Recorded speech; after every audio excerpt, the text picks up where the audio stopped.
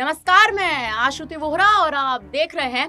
Next 9 news. Kushinagar seat पर जिस seat पर इतने लंबे समय से एक असमंजस की स्थिति बनी हुई थी कि आखिर कुशीनगर सीट से बहुजन समाज पार्टी चुनावी मैदान में किसको उतारेगी। बहुजन समाज पार्टी ने 2 सीटों पर अपने प्रत्याशियों को चुनावी मैदान में नहीं उतारा था, लेकिन ऐसा लगता है कि कहीं ना कहीं बहुजन समाज पार्टी अभी भी इसी असमंजस की स्थिति में फंसी हुई है, क्योंकि स्वामी प्रसाद मौर्य जिस पर कहीं ना कहीं बहुजन समाज पार्टी एक और कहीं तो टारगेट करने की कोशिश कर रही थी, अब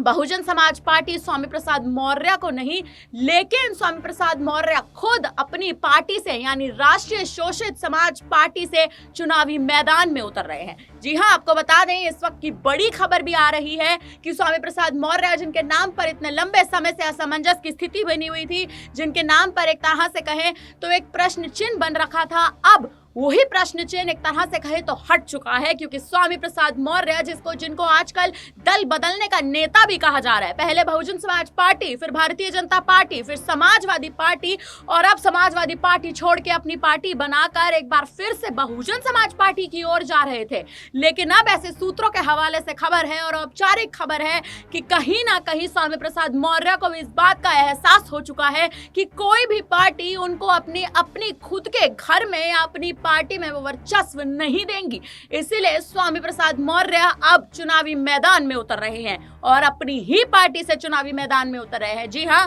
खबर है कि स्वामी प्रसाद मौर्य 9 मई को नामांकन भी दाखिल करेंगे अपनी ही पार्टी से। जी हां, वही स्वामी प्रसाद मौर्य जिनके नाम पर एक लंबे समय से चर्चा चल रही थी, वही स्वामी प्रसाद मौर्य जिनके नाम पर खबरें चल रही थी, जिनके नाम से कयास लगाए जा रहे थे कि स्वामी प्रसाद मौर्य बहुजन समाज पार्टी में एक बार फिर शामिल हो सकते हैं। लेकिन अब उन सभी खबरों पर पूर्ण विराम लग चुका है,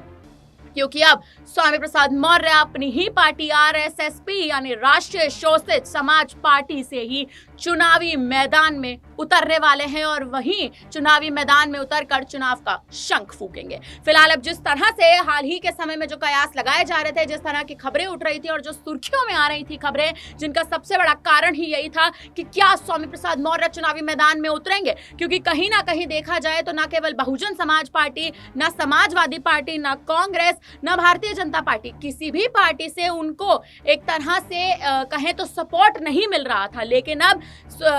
स्वामी प्रसाद मौर्य चुनावी मैदान में उतर रहे हैं और अपनी ही पार्टी का एक तरह से कहे तो रिप्रेजेंट उसको करेंगे और 9 तारीख को अब